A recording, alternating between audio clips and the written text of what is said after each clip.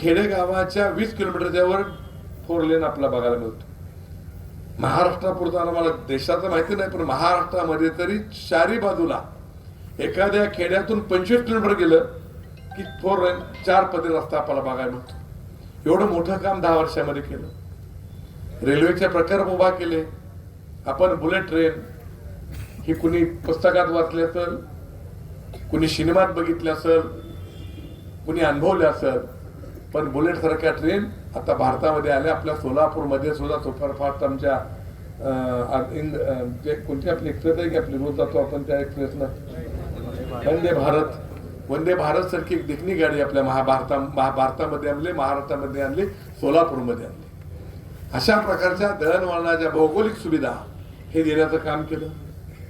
त्याचबरोबर आपण बघितलं असेल की शेतकऱ्यांच्यासाठी सन्मान योजना इथं आणली.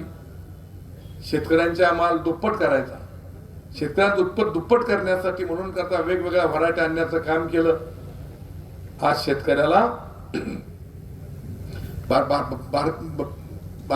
बाहेरची बाजारपेठ, आंतरराष्ट्रीय बाजारपेठ निर्माण करून देण्याचा प्रयत्न केला.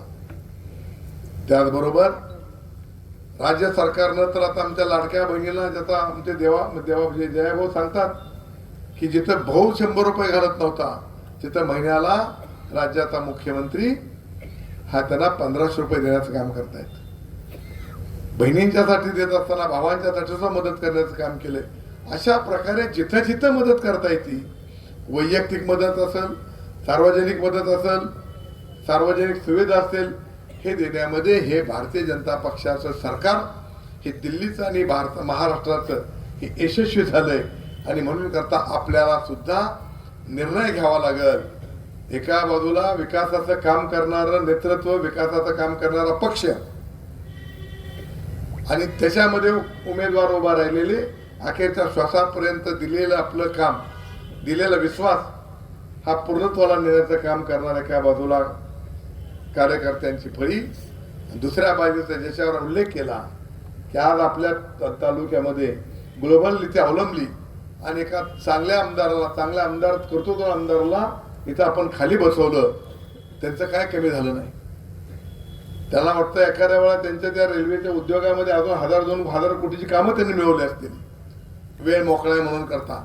पण आपला तालुक्यामध्ये मोठ्या प्रमाणामध्ये हा विकासापासून वंचित राहिला. आज आमदाराचं काम असते की निधी खेचून आणायचा.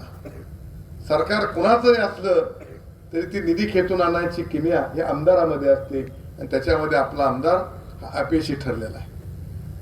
अपयशी ठरला एवढंच नाही तर ज्यांनी मदत केली त्यांना सुद्धा कृतज्ञता ही त्यांच्या त्या सगळ्या टोळीमध्ये कृतज्ञता ही शब्दच नाही. कृतज्ञ अशा प्रकारची माणसं आहेत. आणि म्हणून करता ही माणसं ही समाजाचं देणं आहे.